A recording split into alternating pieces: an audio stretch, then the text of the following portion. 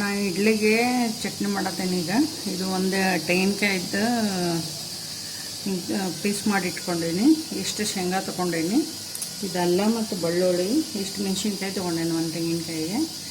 ಇದು ಒಗ್ಗರಣೆಗೆ ಇದು ಕರಿಬೇವು ಮತ್ತು ಒಣ ಮೆಣಸಿನ್ಕಾಯಿ ಇಟ್ಕೊಂಡೀನಿ. ಆಮೇಲೆ ಸಾಸಿವೆನೂ ಹಾಕ್ತೀನಿ. ಇಷ್ಟು 2 ಬೆಳ್ಳುಳ್ಳಿ ಇವನ್ನ ಒಡೆದು ಇಟ್ಕೊಂಡೇನೆ. ಇದ್ರಾಗ ಹಾಕಿ ಸ್ವಲ್ಪ ಎಣ್ಣೆ ಹಾಕಿ ಫ್ರೈ ಮಾಡ್ಕೊತೀನಿ. ಸ್ವಲ್ಪ ಎಣ್ಣೆ ಹಾಕೋದು.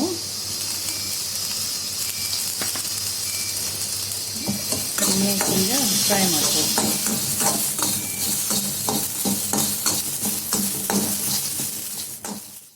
ಇದು ಹುರಿದದ್ದು ಮೆಣಸಿನ್ಕಾಯಿ ಮತ್ತು ಬೆಳ್ಳುಳ್ಳಿ ಹಾಕೋತೀನಿ.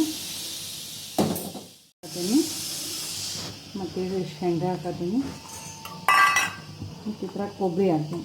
ಕೊಬ್ಬರಿ ಭಾಳ ಆಗ್ತೈತಿ. ಆಮೇಲೆ ಸ್ವಲ್ಪ ರುಬ್ಕೊಂಡು ಮತ್ತೆ ಹಾಕ್ತೀನಿ.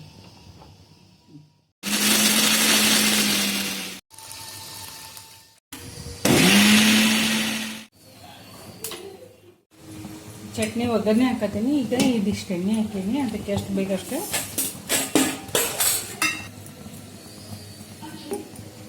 ಸಾಸಿವೆ ಹಾಕ್ತೀನಿ. ಮತ್ತು ಕರಿಬೇವು ಹಾಕ್ತೀನಿ. ಅದ್ರಾಗ ಆ್ಯಡ್ ಮಾಡಿ ಹಿಂಗೆ ಮೆಣಸಿನ್ಕಾಯಿ ಹಾಕ್ತೀನಿ. ಈಗ ಇದಿಷ್ಟು ಉದ್ದಿನಬೇಳೆ ಹಾಕತ್ತೀನಿ. ಫ್ರೈ ಮಾಡ್ಕೊತೀನಿ. ಸ್ವಲ್ಪ ಫ್ರೈ ಮಾಡಕತ್ತೀನಿ. ನಿಮ್ಗೆ ಜೀರಿಗೆನೂ ರುಚಿಗೆ ಬೇಕಂದ್ರೆ ಸ್ವಲ್ಪ ಜೀರಿಗೆನೂ ಹಾಕ್ಕೋಬೋದು. ಸ್ವಲ್ಪ ಅರಿಶಿನೂ ಹಾಕ್ಕೋಬೇಕು.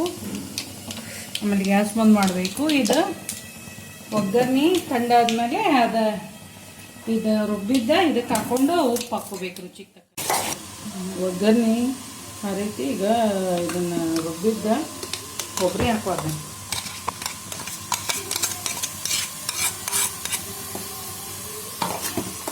ಇದನ್ನು ಮಿಕ್ಸ್ ಮಾಡಬೇಕು.